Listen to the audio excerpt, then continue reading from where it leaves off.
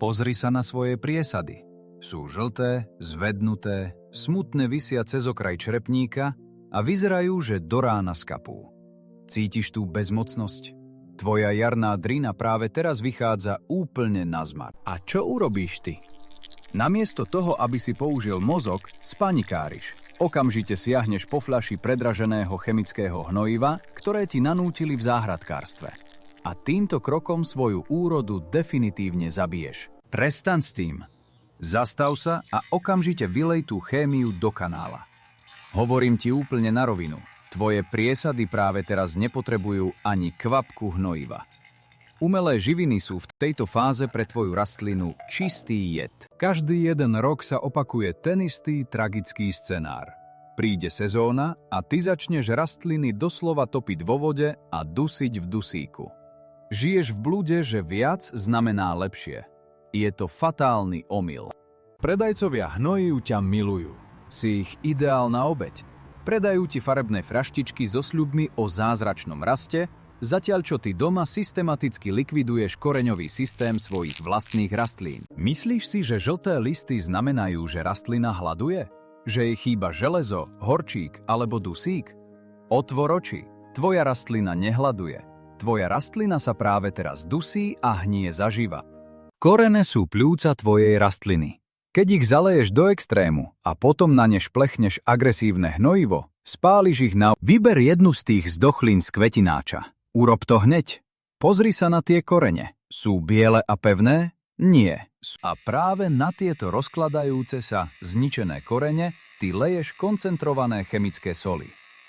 Namiesto záchrany im dávaš ranu z milosti. Spáliš aj to posledné, čo z nich ešte zostalo živé. Prestaň byť otrokom marketingových klamstiev. Žiadny zázračný elixír v plastovej fľaši nevyrieši to, že si zničil základný, fyzikálny a biologický proces v pôde. Korene potrebujú kyslík, nie chémiu. Poďme sa pozrieť pravde do očí. Čo sa naozaj deje v tom tvojom rašelinovom substráte? Keď ho preleješ, voda vytlačí všetok vzduch. Nastáva dusenie.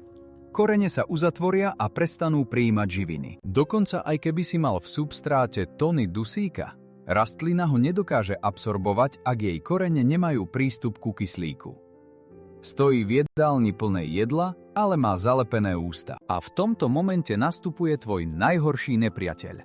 Huba Pythium a čierna noha. Títo tichí zabíjaci milujú tvoju premáčanú, ušliapanú pôdu. Kým ty spíš, oni ti požierajú úrodu od spodu. Stonka na úrovni pôdy zčernie, stenčí sa na vlások a rastlina jednoducho spadne. Ako by ju niekto podťal. Hotovo. Koniec. Môžeš to vyhodiť na kompost. Chceš vedieť, prečo listy zožotli?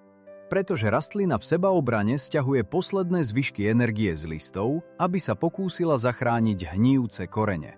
Je to krik o pomoc, nie žiadosť o hnojivo. Pokiaľ tam teraz naleješ tekuté hnojivo, zvýšiš koncentráciu solí v substráte. Voda začne prúdiť von z rastliny do pôdy. Doslova ju vlastnými rukami vysušíš, aj keď stojí vo vode. Tomu sa hovorí osmotický šok. Vyhoď tú chémiu.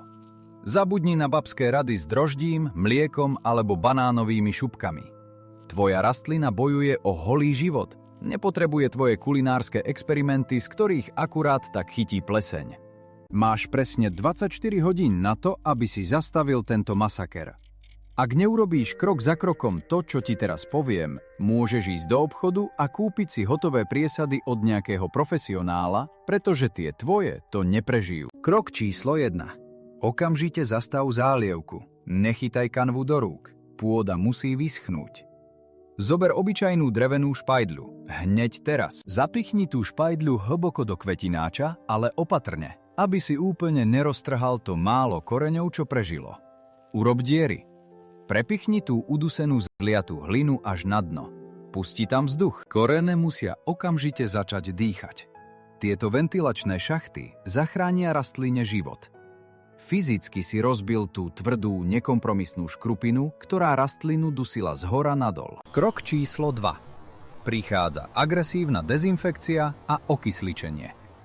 Nepoužijeme žiadnu drahú chémiu zo záhradkárstva. Pôjdeš do bežnej lekárne a kúpiš si za pár centov 3% peroxid vodíka. Peroxid vodíka je tvoja ultimátna zbraň. Kým ty si myslíš, že slúži len na odreté kolená, v záhrade je to doslova tekutý kyslík. Zabíja hnilobu na počkanie. Zárob Rostok. 2 polievkové lyžice 3% peroxidu vodíka na 1 liter čistej, odstátej vody. Keď pôda mierne preschne vďaka dieram, ktoré si urobil, zober tento roztok a jemne ním substrát polej. Nelej to na listy, lej to priamo ku koreňovému krčku. Pozoruj to.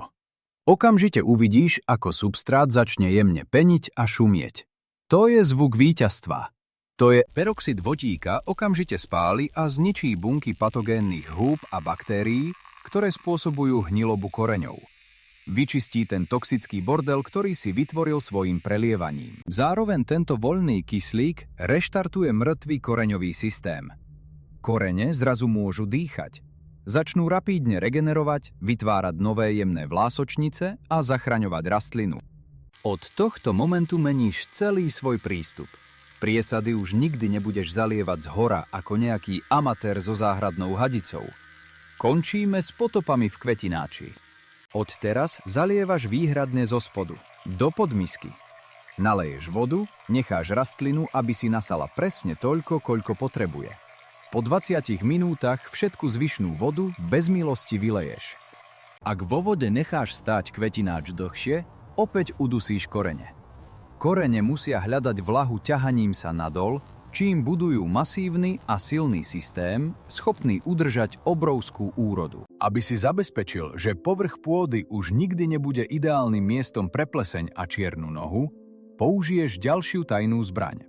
Obyčajný perlit alebo drevený popol z tvojho krbu. Posyp tenkú vrstvu jemného popola alebo perlitu priamo na povrch substrátu okolo stonky. Táto vrstva funguje ako dokonalý pohodcovač nadmernej vlhkosti a sterilizátor. Plesne nenávidia popol. Kyslé, vlhké prostredie je pre ne raj. Popol ho okamžite neutralizuje, povrch vysuší a vytvorí nepreniknuteľnú bariéru proti hnilobe. Žiadne drahé fungicídy, žiadne zapáchajúce postreky. Tvoja záchrana stála pár centov v lekárni a zvyšky z ohniska. Príroda funguje, ak jej prestaneš stáť v ceste a ničiť ju prebytkom. Ak dodržíš tento tvrdý, ale spravodlivý protokol, v priebehu 48 hodín uvidíš zázrak. Tie zúfalé žlté priesady sa postavia. Začnú naberať sítozelenú farbu a pevnosť. Ich stonky schrubnú. Listy sa otvoria smerom k svetlu a budú vyzerať, ako by boli vytesané zo zeleného mramoru. To nie je mágia. To je vzkriesenie koreňového systému. A až keď tvoja rastlina vyženie 2 až 3 páry nových dokonalých pravých listov a korene budú vyplňovať celý kvetináč, až vtedy a ani o sekundu skôr môžeš premýšľať nad hnojením. Ale ani vtedy nepoužiješ tú chemickú žieravinu z obchodu. Použiješ jemné organické hnojivo nariedene na polovičnú dávku, pretože silná rastlina si poradí aj so slabšou výživou. Slabá, dusiaca sa rastlina naopak neprežije ani najluxusnejšiu zmes na svete. Nauč sa čítať signály, ktoré ti tvoja záhrada dáva, namiesto slepého liatia chémie do hliny. Vyber si. Buď budeš naďalej sponzorovať korporácie, plniť si záhradu jedmi a plakať nad zhnitou úrodou, alebo vezmeš rozum do hrsti a pochopíš biologickú pravdu. Ak urobíš to, čo som ťa dnes naučil, tvoja jarná príprava vyústi do monštruóznej letnej úrody. Budeš zbierať rajčiny a papriky po vedrách, nie po kusoch. Susedia sa ťa budú pýtať na tvoje tajné hnojivo. A ty sa len usmeješ, pretože budeš vedieť, že tvojim tajomstvom je obyčajná špajdľa a fľaštička z lekárne za 50 centov. Prestaň robiť začiatočnícke chyby a začni pestovať ako profík. Zdieľaj toto video každému známemu, kto sa neustále sťažuje na mŕtve priesady a zachráň mu úrodu. A ak chceš poznať ďalšie brutálne úprimné pravdy, ktoré ti predajcovia v záhradkárstvách nikdy nepovedia, okamžite stlač odber. Vidíme sa pri ďalšom zachraňovaní tvojej záhrady.